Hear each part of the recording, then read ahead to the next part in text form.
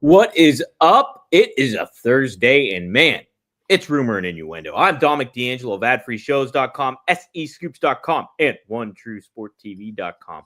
Per usual, for a Thursday, I'm here with Mr. Robert Karpelis, Deputy Creative _ish. Robert, happy Thursday to you, man. Happy Thursday, Dom. Excited to be here. Excited to chat with you all about the March to Revolution, which, we're, I guess we're going to talk about Dynamite from last night. We are, yes. And we'll probably put more thought into it than I think Tony Khan did. Interesting. Okay. Well, let's get to it. Let's say hi to some folks here before we do, though. Johnny Disco says, good morning, R&I. Work meeting day, so I won't be in live, but we'll catch the replay. Catch you on the replay, Johnny. Willie Thornbrew says, is Cappuccino Jones an Evolve wrestler?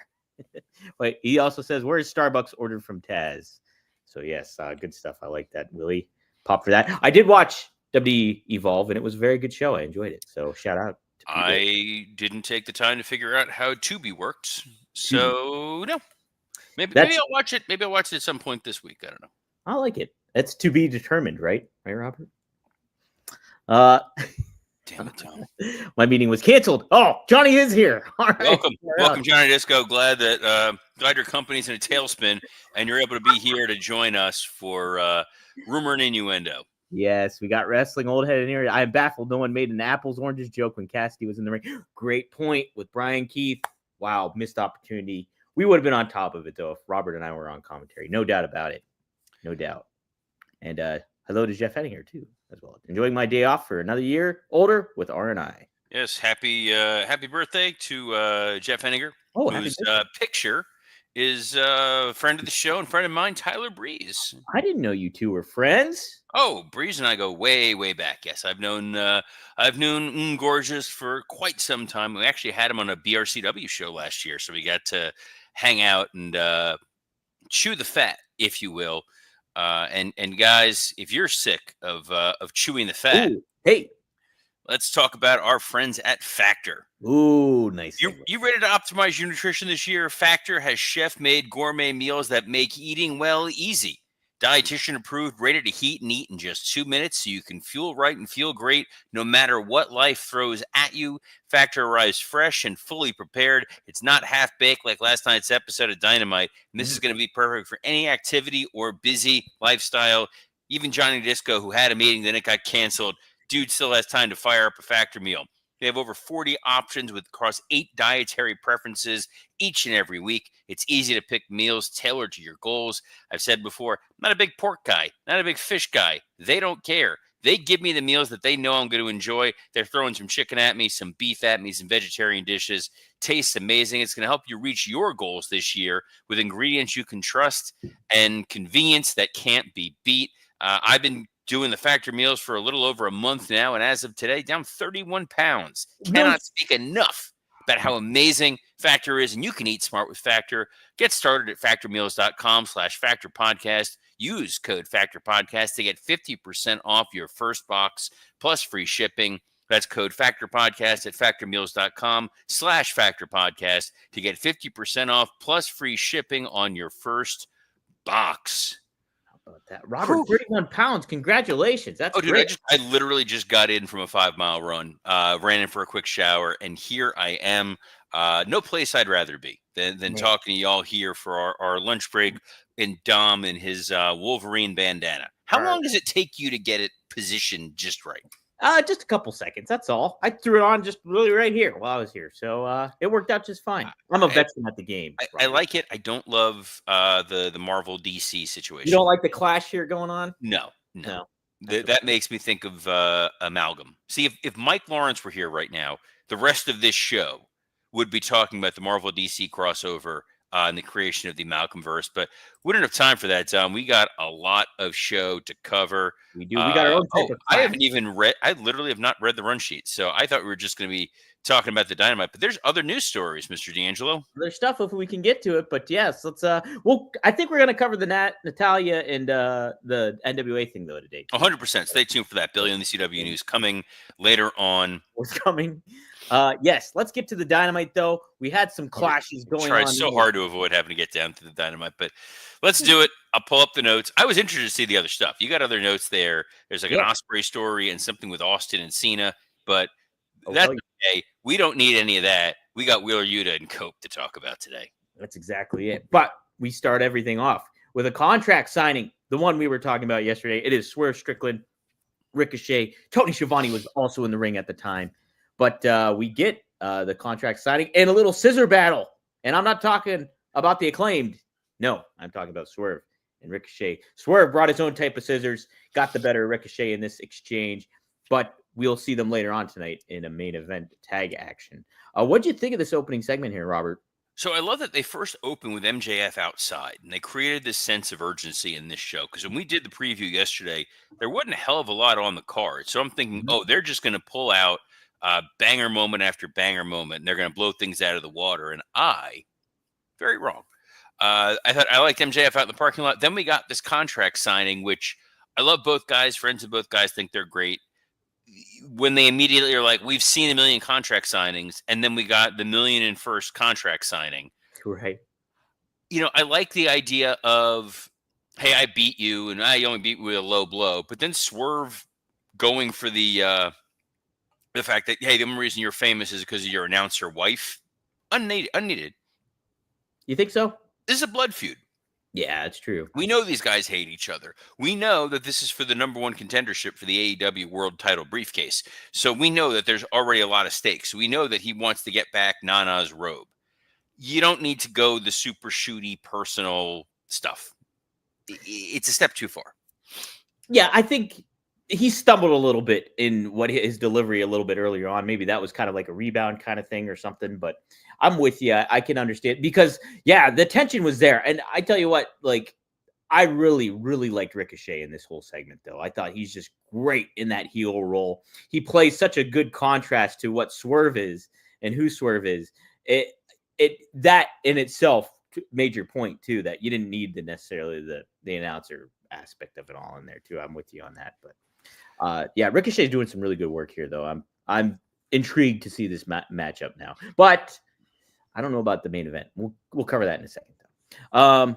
All right after that, Robert, we happen to have the Don Callis family and my man Brian Keith going up against Will Ospreay, Hobbs, Orange Cassidy, and Mark Briscoe. Long match here. I like the execution of it all. Lots happening, though. What do you think? It's kind of felt like I don't know what we're going to do on tonight's show. We didn't put anything out in advance. Let's just have an 8-man and let that take up a couple segments. It was not a bad match, but it felt like pretty boring, lazy booking, especially because I can't figure out what Mark Davis is supposed to be. Mark Davis is like a reluctant member of the Don Callis family, but then during the matches, he's going all out and he's a great teammate, and then they fail to get the job done. And as soon as they lose, all of a sudden, the Murder Monsters and Mark Davis become an unstoppable trio of ass kicking and destroy everybody. Yeah. Where was that 20 seconds prior? Then Mark Davis is reluctant again, and then they bring out Kyle Fletcher, who looked like a star compared to everybody else, which is a good thing. But the idea of hit him with the chair, Mark's like, I don't know, and then he hits him with the chair. Pick a lane. Either he's Nikolai Volkov forced to join the $1 Million Corporation, and they have something on him, something over him. He's trapped. Don Callis has a direct line to Trump, and he's like, I'm going to deport you unless you stick with me. Or Mark Davis is all on board with all the other big jacked up dudes who have nothing else to do. Well, all Jake said this earlier on in the comments. I can't believe people still watch Dynamite. I tried, but then Bert Kreischer was choking out with Ospreay. That's not fair. Bert's way more intimidating. Oh my gosh. What else was intimidating here, Robert? I don't like Brian Keith taking the pin, but I understand it. You were such a Brian Keith. You're the only Brian Keith mark I think that exists. Dude, I love Brian. I don't even think Brian Keith's like family are tuning in to see Brian Keith. I'm a big Brian Keith guy. Hey, so we did have the aforementioned Cope taking on Wheeler Yuta. And what, Robert, from what I saw, I liked, I think this was one of Cope's best matches in AEW at this juncture. What a terrible, terrible thing. Here's the deal. I obviously love Cope. I've gone on record for years. He was one of my favorite people to ever work with in WWE. He's an absolute pleasure. Total pro, great guy. Obviously, I love Jimmy Wheeler Yuta. There is no reason why the number one contender for the AEW World Title, a man who was a Hall of Famer, took that long to beat Wheeler Yuta. We saw Gunther squash Tozawa. We saw Gunther, with the exception of a few hope spots, essentially squash Otis. Mm-hmm. There was no reason to give Yuta a ton of offense and make this competitive back and forth. I think the problem is Cope, like Bryan Danielson, like a couple other guys, wants to help the young talent, which is noble and admirable, and there's a place for that in the company. If you're going to be the number one contender for the world title at a pay-per-view this Sunday, you should not be having competitive back and forth matches with Wheeler Yuta, the whipping boy of this group. I understand. Before you get the comments, I understand. The idea was they have the solid back and forth match. He shakes his hand to get in Yuta's head to drive a wedge between Yuta and Moxley so that John Moxley is a man standing alone.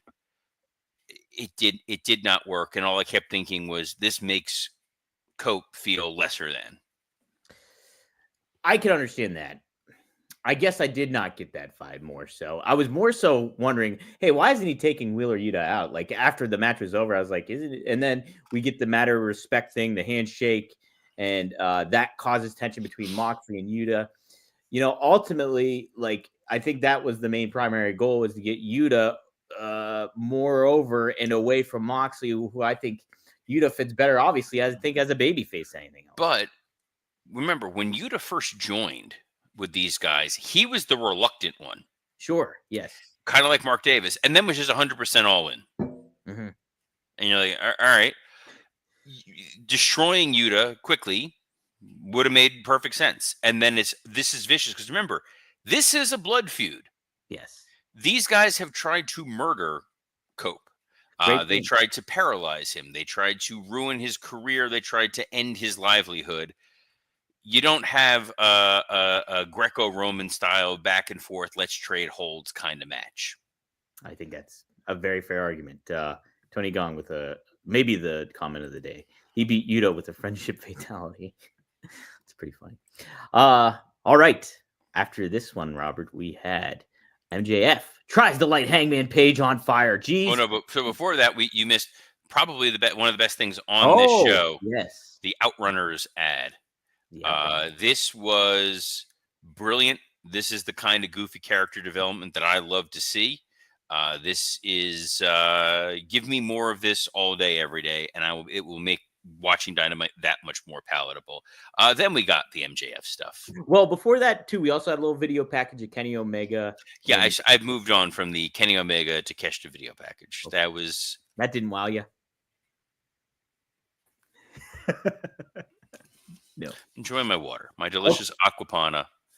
Did you enjoy MJF trying to light Hangman Page on fire with lighter fluid? Hey, shout out to Zippo though. Bradford, Pennsylvania. That's where the Zippo lighters are made. I grew up around that area, so shout out to Zippo. What's funny is Hangman pulls up in an electric pickup truck with the bull horns on it. Yeah. An electric vehicle in wrestling is a heel vehicle. Bull horns. Yeah, bull horns on the front of a truck. There's a reason we did it for JBL's limo, because we knew it's stupid heel heat. And then when this guy shows up in it, you're like, this is particularly dumb. The brawling with the fake MJF, because apparently my people all look alike. Fine.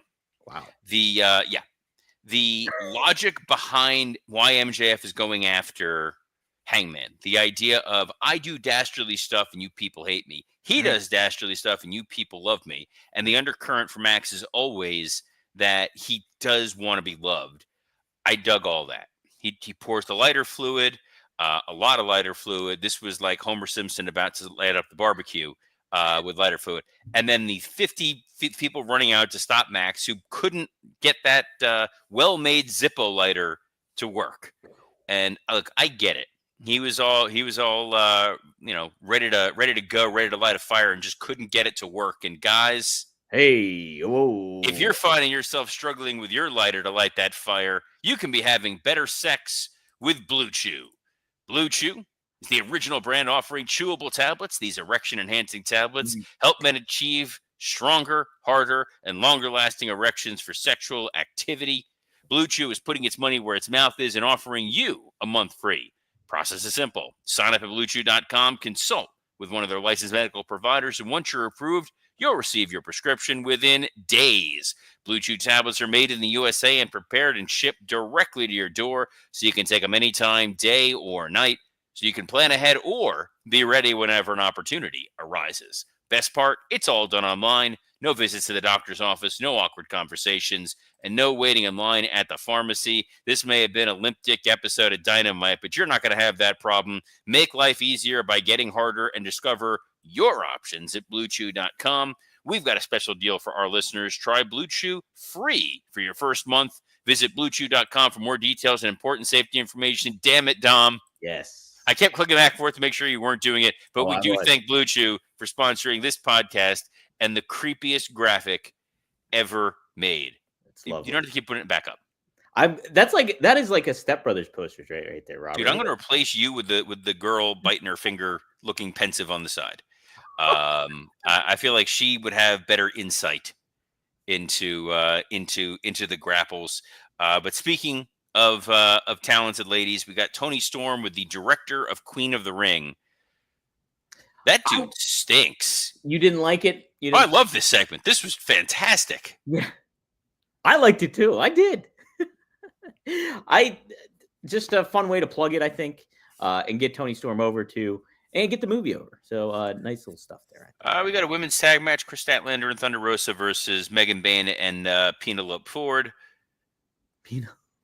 Thoughts, feelings, emotions? Match of the night for me. I liked it. Thought it spoke to the women division there and the potential that they have, and they need to take advantage more of that.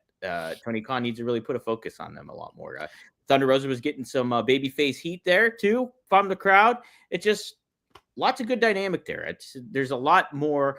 I don't want to see the women's division die on the vine here, which we get week in and week out, it seems, a lot of the time. See, for me, the next match was my match of the night, and that was Greatest Wrestler Alive, Max Caster versus Jay White. Oh, This was a fine piece of booking right there. Let the smarmy heel cut a promo, get booed out of the building, get squashed quickly, and then Jay White lets us know he's going to be there on Sunday, Dom. He's going to be in Cope's corner on Sunday, Dom. Mhm. He is fully supporting Cope, Dom. Mox is completely alone, Dom. There is no one in Moxley's corner, Dom. I wonder what's going to happen, Dom. Even you can figure out where this is going, Dom. Max Caster is going to align with Kenny Omega. Well done. Toni Storm and Mariah May had a hell of a video package here. This may have been the highlight of Dynamite for me. It was good stuff. Man, yeah, really fun. The fact that Toni Storm kept the same face as Mariah May was delivering that promo was just fantastic stuff too. And then the line at the end was awesome too. You better pray for her kind of thing. I thought it was awesome. Yeah, really, really good stuff on that too, Robert. Main event was this good stuff. It was a tag match. We have Swerve Strickland. We have Brody King. We have Ricochet. And we also have, oh my God, who's the last person, Robert? Help me. Kazuchika Okada. Thank you. See, look, I should know that. But I just didn't. To be fair, no one knew that it was going to be Okada and Brody King. No clue. Which, by the way, hell of a match. Excited for it on Sunday. Maybe promote it every once in a while. Yeah, and maybe not have almost Swerve get the definitive win on Ricochet at that moment in time. I don't know. I didn't like the execution of this match. Good. They all did a great job, but nonetheless, I wanted to wait to Sunday to see this. See, I get that to a degree. I liked it because it was another chance for Ricochet to get a pin on Swerve. Mm-hmm. So we could really tip our bandana to what the finish is going to be this Sunday. But we'll be doing predictions for Revolution tomorrow on our Friday show. But Dom, there's some other news out there in the world of wrestling. Yes, sir, there is. We are going to stick with AEW, but a little bit of WWE in this next one. Will Ospreay had a sit down with our friend Chris Van Vliet, and he was asked about Triple H's comments about, was he the one being referenced when Triple H mentioned about some people aren't made for this grind? I'm paraphrasing there. But this is what Will Ospreay had to say about that. He was, meaning he was referencing him. I've got people that I won't throw under the bus who said, yeah, it's about me. I won't throw anyone under the bus, but it was about me. I'm not taking it personally in that. Oh, it hurt my feelings. It's like, you take a jab at me, I take one back. There's nothing horrible about it. I don't hate the guy. I've never met him. How can I hate someone that I've never met? I've never spoken to him. I have an agent who talked to everyone, and I told everybody about my situation and why I wanted to remain in the United Kingdom, which is why that hurt me a little bit. Not to the point where it keeps me up at night.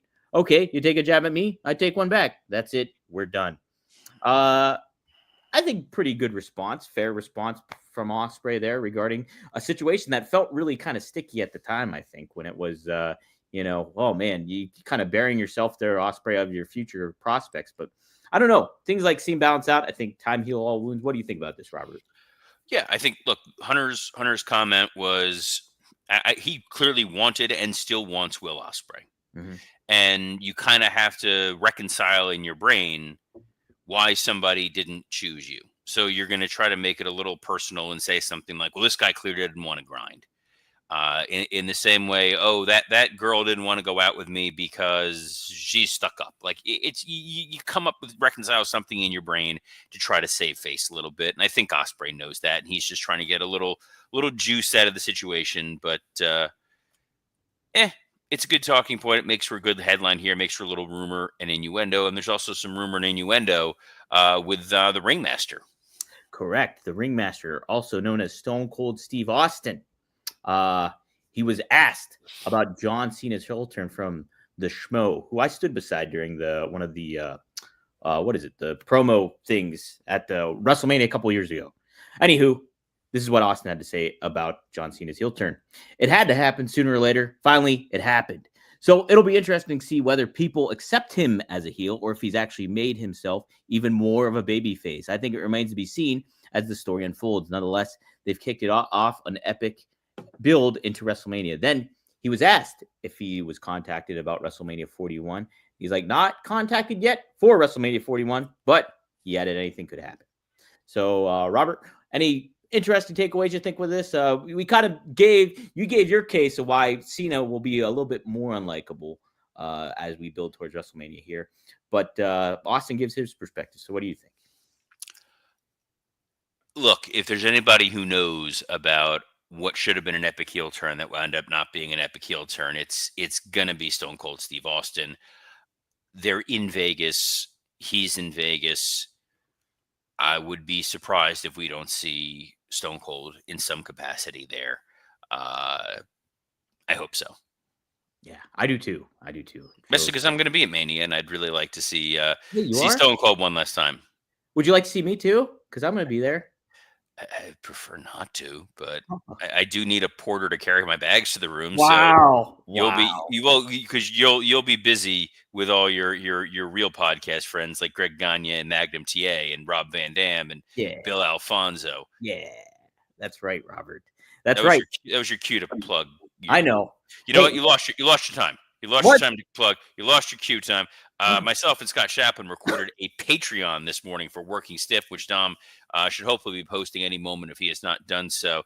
He and I look into the world of Revolution. We wound up having a conversation about comedy, which was a lot of fun, and the general merriment we get into in the Patreon world. So go check that out. Our main episode of Working Stiff came up a little earlier this week because we wanted to talk that John Cena heel turn. But Dom managed to find a way to plug the ads into the right spot on Working Stiff. So you know what? For that, I'll let you talk about some of the other shows you steer. Thanks, Robert. Yeah, one of a kind with RVD. Rob and I plan to go live tomorrow night, Friday, 9:15 p.m. Eastern Standard Time. So you can join us while you watch SmackDown. And I'm going to get Rob perspective on obviously John Cena's heel turn. There's an interesting clip I saw, Shawn Michaels from 2000, that I'm going to bring up to Rob too and see what his thoughts are on that, where they talk about. So you can check that out. That's tomorrow, rvdtv.com. You can also check out the new episode of Magnum TA and Greg Gagne, Straight Talk with the Boss. That is up on 4horsemanetwork.com and also on 4 Horseman Network as your podcast feed of choice. So take a look at that. Also, I did write an article on WWE Evolve. I interviewed Robert Stone, and you can check that up. That's SEScoops.com, where he talks Yeah, about that's the right. team. That's why Dom wasn't here on Monday, and I was hanging out with Kevin Kellum, and we went an hour. Whew. Had a lot of stuff to talk about today. Today it's a tight 25, and that's totally fine with me.